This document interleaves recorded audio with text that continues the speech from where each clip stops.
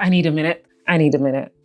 Week three surprised me. And I think that's the thing no one tells you about a sabbatical is every single week is going to be different, but it's going to be exactly what you need. And week 3 was the week that I remembered who I was. Not because I had this epiphany, not because I was on top of a mountaintop overlooking amazing views in Switzerland. No, but because I let people love me and I was able to receive it. We're going to talk about so much on this episode. We're going to talk about DC. We're going to talk about closing a chapter. We're going to talk about what it means to actually show up and also what it means to let people show up for you. We're going to talk about the Amtrak, which I say this with love. Actually, there's going to be no love when we get to the Amtrak topic. We're going to talk about Philly, which bless its heart. And we're going to talk about New York. Oh, New York. We're going to talk about Black wealth, and we're going to talk about the complicated relationship I have with certain cities. You already know which city I am talking about. If you're new here, I'm Tope Jala, and I'm learning how to rest. I'm learning how to be intentional about this time I'm taking off, to invest in myself, to navigate certain things, and to show up in my most unapologetic way without a title. I have so many titles, I wear so many hats, and I'm kind of tired. But week three was everything I needed. So let's start with closing a chapter. So to give you some context, when I started my sabbatical, I have rolling clients that I've been consulting for. So obviously I'm going to have some outstanding obligations, but I don't believe in just like sending invoices or sending emails to close out chapters, especially because I'm very intentional about the relationships that I build. In order to truly honor my sabbatical, I decided to keep a few clients, but roll out a few clients. The clients I kept, my team work on them and they support them. And the clients I chose not to keep this season, it had nothing to do with them. It literally was just a bandwidth thing between my team and me. Some clients need you a lot, and some clients understand that you are in your restful season. I love all my clients equally. And I needed to close out one of these chapters in person. And I know you could do the whole Zoom call. We live in the 21st century. Everything is a call, a text, an email even away. But I just don't operate like that. The work mattered to me so much, and I wanted them to know that their work mattered. So it was important for me to have this conversation in person. So I flew to DC. We had our final meeting, and look, the thing about professional relationships is you get to know someone so deeply and so intimately that they know where your heart is. And it wasn't just like a goodbye for me. It was a, hey, just not right now. And once we closed that chapter, I could breathe a little bit easier just knowing that there was no bad blood. And I could carry on with my sabbatical without feeling guilty or without feeling like, oh, I'm owing a specific deliverable, because we did impactful work. I've never truly been a fan of DC, not because I didn't like DC, but because I just don't like cold climates. I'm from London. I left London for California. I left London for LA. Take me to the sun. The only time I like snow is when I'm skiing. That's the only time. That's the only time I like snow and cold. Every other time, absolutely not. We have this running joke that the cold is a choice. And I'm making the choice not to be cold.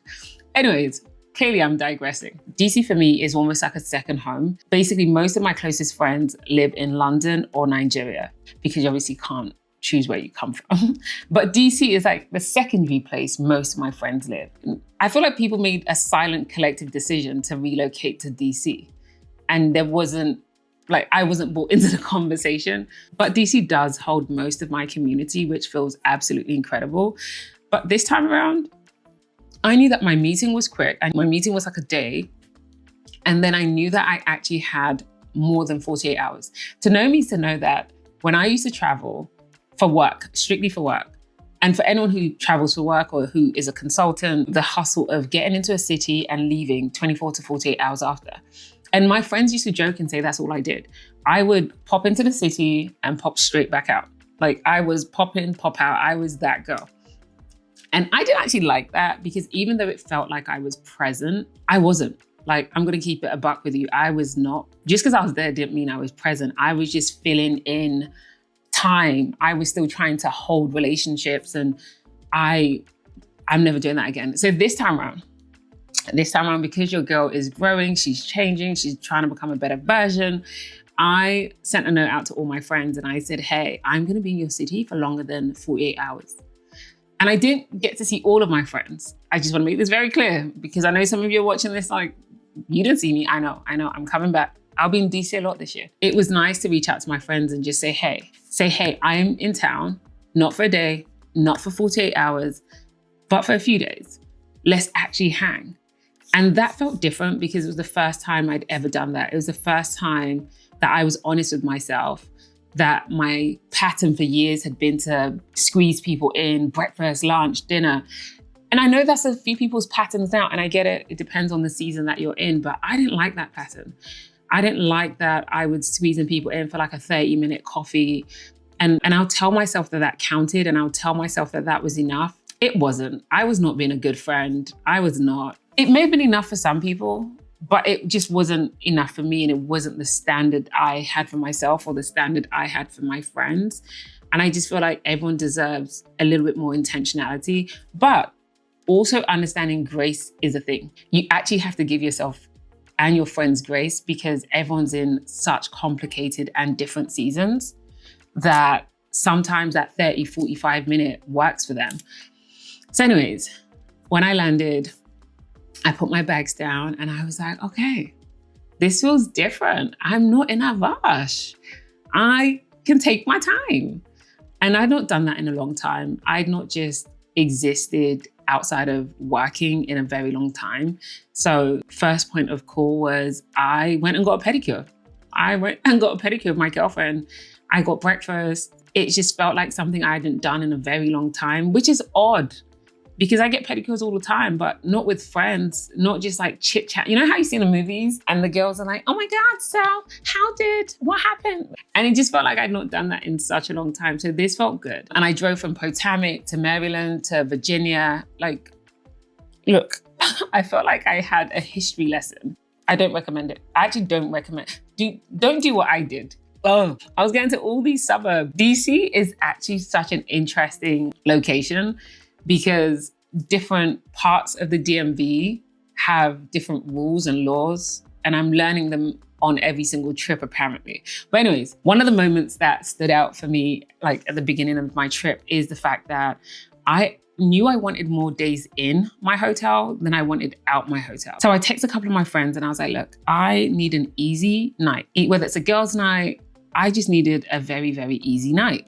And no itinerary. I was like, no dinner reservations. I can come to you or you can come to me.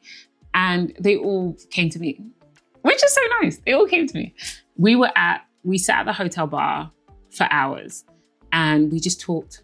We just talked and talked and talked. And you know, women, we love a good chit chat. And not a single one of us had a drink. Let's be clear. I love a good time as much as the next person. But sitting there sober with my friends, just talking about real, honest, deep conversations felt like the realest version of me. I didn't have to perform. And it felt like I'd not been this version for a very long time. And when me and the girls were having a conversation, one of the things we all had in common, because one was a lawyer, one was a consultant, is how much we multitask, how much we carry so much and never have enough of these moments. And that's so true. We walk around holding so much, whether it's motherhood, whether it's businesses, whether it's relationships, families, responsibilities. We're so good at multitasking that people forget to check in and people forget to ask if we're actually okay. But also sometimes we forget to ask if we're okay, and that's real. So I got to check in with my friends and they got to check in with each other. And it was just perfect. It was just us, and every single one of us walked away, I think, feeling lighter. I know for a fact that it felt like low stakes. And in this season, in this climate, I think it's important to also just be conscious of everyone's bandwidth and everyone's finances sometimes, and give people the option of a lighter schedule, right? And I always give people the option of like, hey, we could just kick it and watch movies. We can just hang out. We can do the absolute bare minimum, or we can go to a nice restaurant. It really depends. And I kind of leave the ball in the other person's court to agree on what they need in that moment. Because on some nights you need a fantastic girls' night. And on some nights you just need to be on a sofa watching Grey's Anatomy, okay? So let's talk about this photo shoot. I forgot to mention, while I was in DC, my friends are insane. While I was in DC, they decided to book me a photo shoot. So I'm sitting at dinner, and this might actually be one of the favorite parts of my week because it was unexpected. We're sitting at dinner, we're eating, and my friend's like, oh, by the way, a photographer's coming and we're gonna have a photo shoot. When they say voluntold, I was voluntold. I was told this was happening, whether I liked it or not. And sis was dead ass. The photographer walked into the restaurant and was like, so you guys ready for the shoot? And the funny thing is, I'm not even shocked because it's so her. Like, this is something she would absolutely do. Impromptu photo shoot. I realized once I got up and once I started the photo shoot, how much I really needed this. I really needed this because it was unexpected, it was fun, it was light. And the pictures turned out fire. So thank you so much. It was just so random and crazy. One of the things that happen when you step away from like this high pressure performing professional life and you stop having a calendar that is packed and full with agendas and meetings and stuff is you almost start to lose thread of yourself a little bit. Like you start wondering like, who am I? Like, who am I when I'm not producing? Who am I when I'm not showing up for other people? Who am I when I don't have anything to be useful for? Like, I'm not useful right now. Who am I when I'm just here? It's real. It's that feeling. I've been speaking to a few of my girlfriends. That feeling is so real. But the photo shoot did something. It was so healing. It was so lovely. I appreciate you all because what that photo shoot did was basically say that like, you're still her, she's still there, and let me show you. And I said, oh, strike a pose. It was lovely. I would do it over and over again. They were really trying to convince me to move to DC. I really think it was a scheme set up by Todd, but they were definitely trying to get me to move to DC. Every 5-10 minutes, one of my friends would be like, so when are you moving? Do you want to do 3 months here? Guys, please. As much as I love the East Coast, I can't do the cold. It's like 80 degrees right now in LA. I can't do the cold. It would take, I don't know, who knows? Never say never. I used to say it could never be me, and then it was me. The right friends will see you before you see you. Before you realize you've forgotten who you are, the friends around you will help you navigate that a little bit easier. I am living and breathing proof of cultivating friendships and relationships where they see you before you see yourself, where before you fall, someone's there to catch you. If you have friends like that, or if you are that friend, hold them close, remind them, thank them. I stay thanking my friends because truly they're the cheat code. So just tell them. So DC was absolutely a breath of fresh air. It was closing chapters, hanging with friends, movie nights that healed something in me, and then the Amtrak. So if you've watched previous episodes, I've been speaking about trying things out for the first time. And I'd never been on an Amtrak. I've been here for 10 years and there's so many things I've never done. So the Amtrak was something that I had on my to-do list. I currently have a running to-do list of things and places I want to visit. And what I'm learning in this season is I'm doing a lot of first. So I booked a one-way from DC to Philly. Mind you, my vision of, this is all on me, by the way. I'm taking full accountability for being this naive. My vision of the Amtrak was basically Eurostar. I'm just like, if you're going to charge us $200, then you must be giving us Eurostar type quality service, especially if this is first class. I think I booked the Acela, which is the fast train. And I figured this is going to be good. Mind you, again, part of being delusional is my friends had already told me. They had said top A, and the Amtrak is not like Eurostar. It's not even like the trains in Switzerland. I said, so what is it? They're like, envision the National Rail, but the National Rail after it's given up. And I'm just like, what type of visual imagery? And then I caught the Amtrak, and it was exactly that. It felt like it was as if the National Rail had given up. I just think, I don't know, maybe I expect a little bit too much razzle dazzle. But anyways, but I will say that like part of the fun for me, and I'll definitely I'll do it again. I'll definitely do the Amtrak again, because for me it felt like adventure. Clearly, you see where I am in life. Trains are now adventurous, but I didn't really have any good words to say about it. Like, I wanted it to come with food. It didn't come with food. Not that I would have eaten the food, but give me something. And look, if there are other train services that are like the Eurostar or like some of the nicer trains that are out in Europe, in the US, that give you a full-on experience, let me know what they are. Maybe I'm missing something. Maybe there are trains that give you the little cute, get dressed, traveling to another city vibe. For some reason, I feel that's what the Amtrak would have been. I was humbled. I was humbled. Oh, I was humbled because it can be. It truly can be that different. And it was very different. So my sabbatical has been full of so many first moments. It was the first time I was in DC for longer than 24 hours or 48 hours. It was the first time I was on the Amtrak. It was the first time I was on my way to Philly. It was the first time that I wasn't rushing through a city.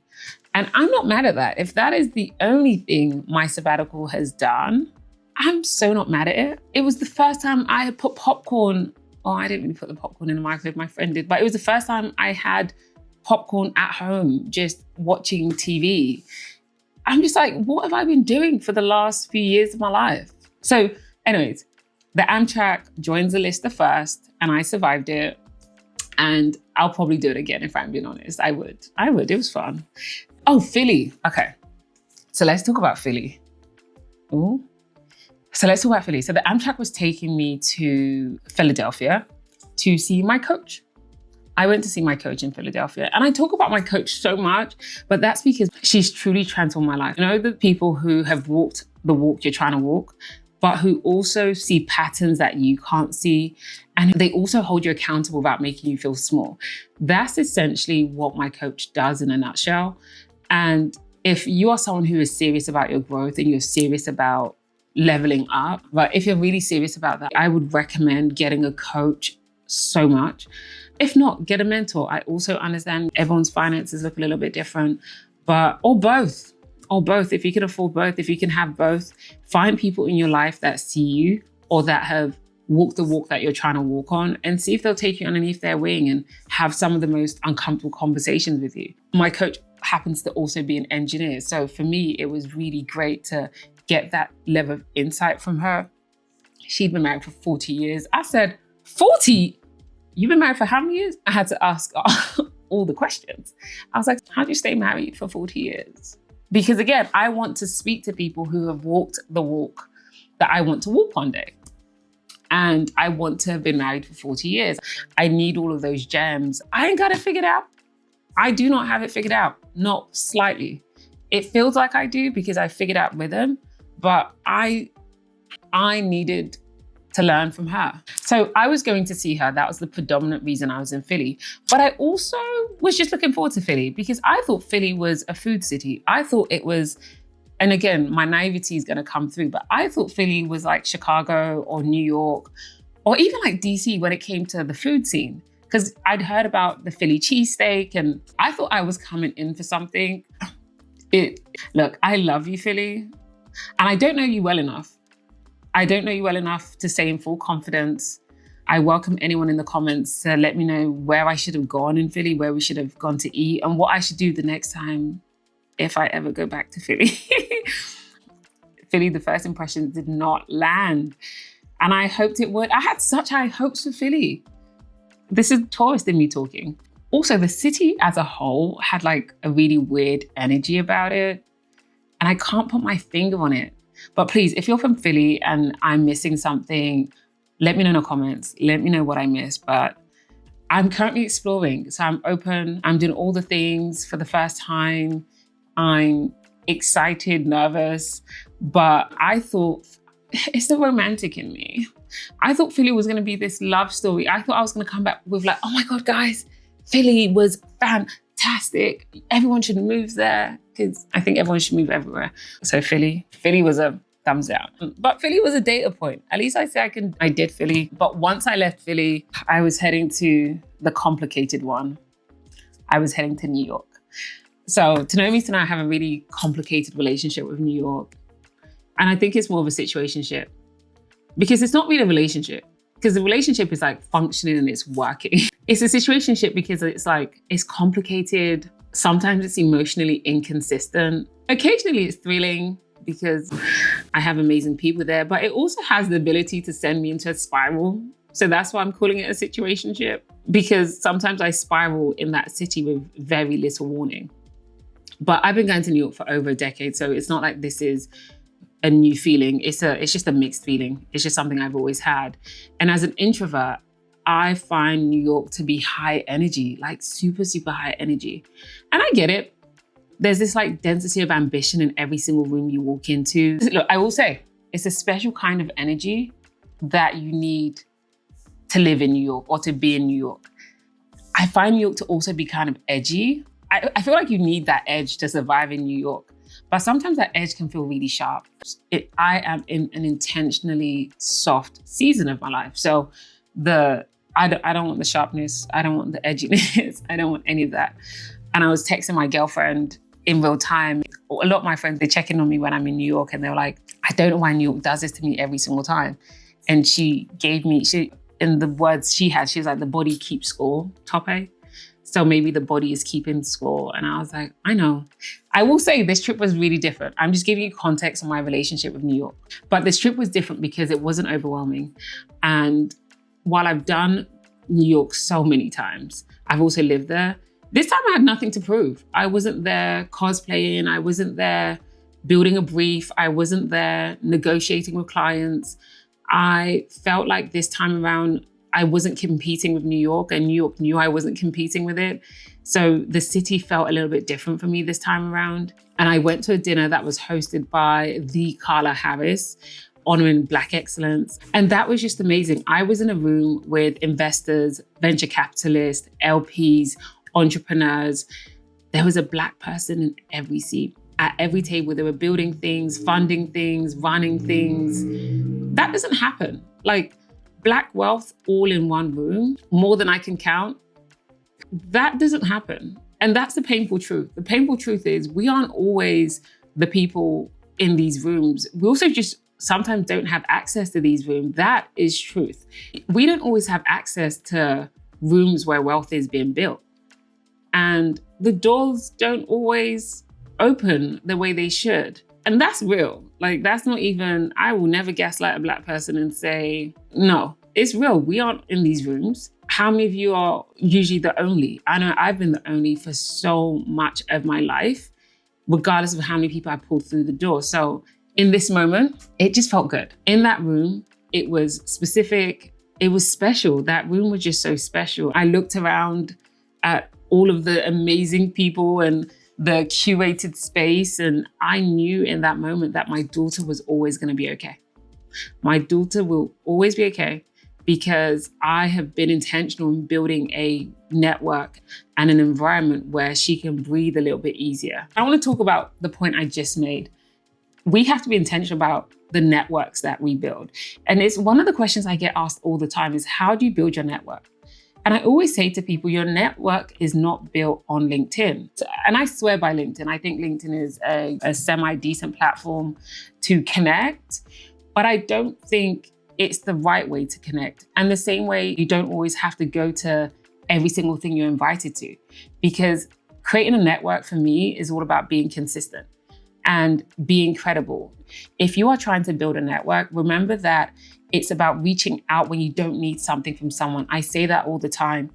When you reach out when you only need something, they are going to associate you as the person that's always taking versus the person that's just tapping in, that's checking in on their well-being, that's checking in on their family, that's checking in on something that they posted on LinkedIn, right? Always drive the conversation back around to checking in on that person, because that is how you nurture relationships.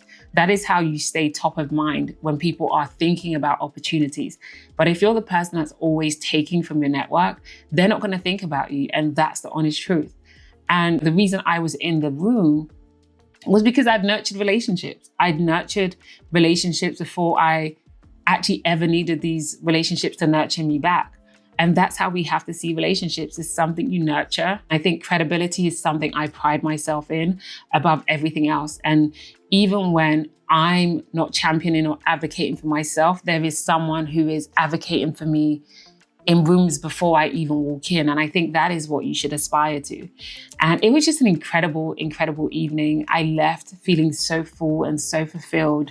I was full because the food was good, but I left with fullness and I wasn't depleted. So that's growth for me. For New York, I didn't have to do a single thing. I just got to show up and be me. And that is what I'm talking about in this season. Sometimes you just get to show up. Carla said something in the middle of the dinner. Carla was like, how do you tell your story? because as a marketer, telling your story is so important, but sometimes it's telling your story to the right person. And that was a conversation me and Carla had, was as marketing execs and as just executives as a whole, we're in a season where telling your story right now is going to help so someone else doesn't tell it, and so that your history doesn't get erased. So start building your network who can champion and advocate for you when you can't. But I felt zero guilt. Which is nice. I felt zero guilt. All I did was show up, I ate, I had great conversations. I connected with some amazing investors, LPs, VCs, funding managers, all the works. It was great. That was New York, which is shocking. The next day I just stayed in bed, and I laid in bed and I just hung out in bed, and I didn't feel guilty. Because again, I'm trying to navigate this balance of doing something for the first time. And then it was time to go home. After 4 days of rest-ish, it was a combination of stuff. Now it was time to go home. And what they don't tell you on your sabbatical or when you take any intentional time out is your life does not pause. Your life does not pause.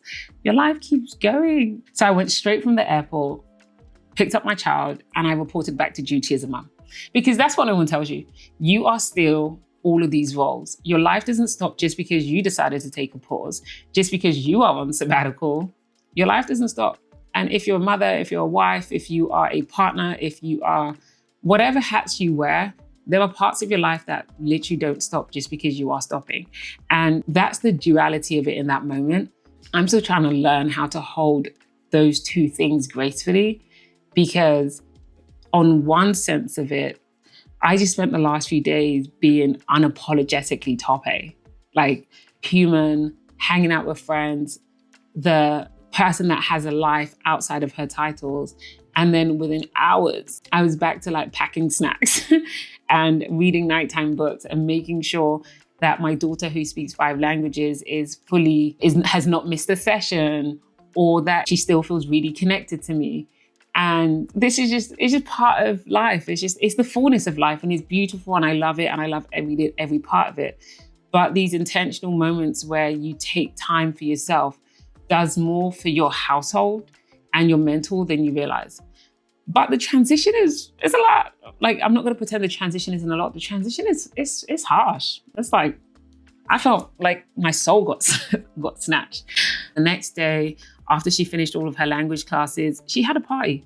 She had a school party to go to. It was one of her friend's birthday. And that's the other thing, like, parents talk about, but why do these kids, and I don't know if it's just like specifically private school kids, have way more on their calendar, way more parties, way more events, or maybe it's all kids, but why do these kids have so much parties? Why? So she has all these events, all these parties. So me and her dad, we went. And one of the things they don't tell you about trying to be an intentional parent is you have to build a network for your child, as well as nurturing her own network. So that means, who are the friends she has at school? We need to get to know their parents, because we want to know how you're raising your child, but we also want to know a little bit more about you. And that was one of the things that the kids' parties did. And for those who have kids, this is a life hack. Go to those birthday parties, because I feel like that's the one time parents are all aligned. AK, we don't want to be here, but we're doing this because we have to. But you walk away feeling so much better, because you now get to a little bit more about your kids' friends, I guess, and the parents and the household that they came from. And in building her social circle, we then got to meet her friends' parents. And we got to realize that a lot of the parents work in tech, entertainment, consulting, legal. Sound familiar? Literally the same demographic of all of our friends. So that was really interesting, but it all kind of compounds. Your network always compounds. That's kind of my theory. And the community you build now, especially for those who have kids, it doesn't stop at the edge of your own life. It also extends to your children's lives. So just making sure you nurture all the different sides to the community you have is probably my one recommendation. And I'm grateful for that. I'm like, I can't even pretend, like I'm so grateful. But that was week 3. Week 3 was full. We did DC, Philly, New York, obviously LA. I went from sitting at a bar to giving out candy at a kid's birthday party. And that is life. Because somewhere in the middle of hanging out with your friends at the hotel lobby or sitting down and eating popcorn and watching Grey's Anatomy, somewhere in the midst of all of that, I remembered something that was important, which I think was what week 3 was trying to teach me. Week 3 was trying to teach me my identity doesn't live in a title. It doesn't live in productivity. It doesn't live in my output or my lack thereof. It lives with the people that know us. It lives with the friends who book us a photo shoot because they want to or because they know it's what you need without being asked.